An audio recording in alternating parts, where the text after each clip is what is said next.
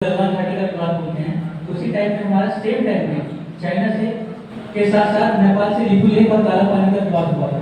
तो government of India ने ये सोचा कि हम अगर हमारी दोनों कंट्री पाकिस्तान से बनती नहीं है, अफगानिस्तान बहुत दूर पड़ जाता है, अगर इस तरीके से धीरे धीरे श्रीलंका का भी धीरे धीरे प्रेशर पड़ रहा है, तो हम किस तरीके से अपने देश को सुरक्षित कर सकते हैं।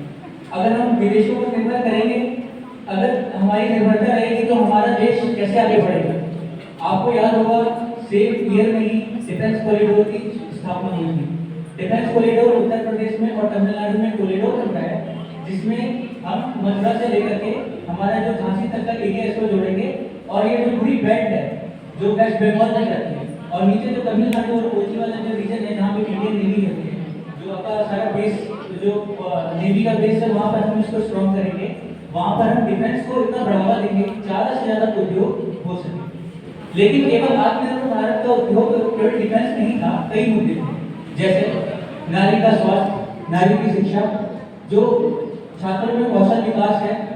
तो इस तरीके से अनेक योजनाएं शुरू की, जैसा कि आप सभी जानते हैं। मैं मेन बिंदुओं को बताने का आपको प्रयास करूंगा। सबसे पहला, इसका विजन कहाँ से आया?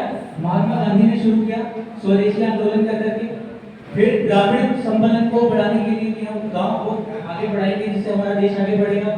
फिर पंडित दीनदयाल जवाहरलाल नेहरू आए, उन्होंने मिक्स्ड इकोनॉमी की शुरुआत की, उन्होंने ग्रीन रेवोल्यूशन और व्हाइट रेवोल्यूशन की शुरुआत की। इसके बाद फिर आते हैं हमारे पंडित दीनदयाल जिन्होंने एकात्म मानववाद की बात की।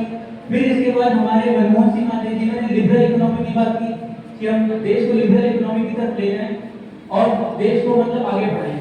फिर हमारे डॉक्टर एपीजे अब्दुल कलाम जिन्होंने पूरा मॉडल दिया था, providing rural utilities to urban area. इसमें इन्होंने क्या था, इसे क्लस्टर मॉडल भी कहते हैं। इन्होंने कहा कि हम गांव के 100 को क्लस्टर बनाएंगे और क्लस्टर बनाने के बाद गांव को और शहरों का विकास करेंगे। इसके बाद सबसे मेन आते हैं मनमोहन सिंह। मनमोहन सिंह ने भी कई सारे काम जैसे कि नेशनल हाईवे डेवलपमेंट प्रोग्राम को शुरू किया था, एनएसडीपी जिसे बोलते हैं। इसके साथ साथ मिक्स इकोनॉमी, ग्लोबल इकोनॉमी की बात की थी। जब हमारे यहाँ से डिफेंस के तौर पे मतलब ये सारी चीजें देखी गई, तो उस टाइम में बहुत सारी योजनाएं शुरू की गई।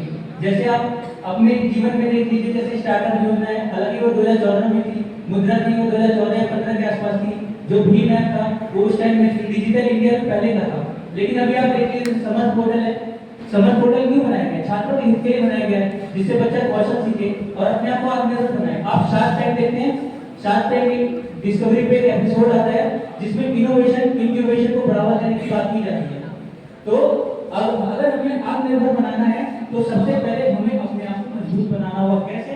अपनी स्किल बढ़ाकर के।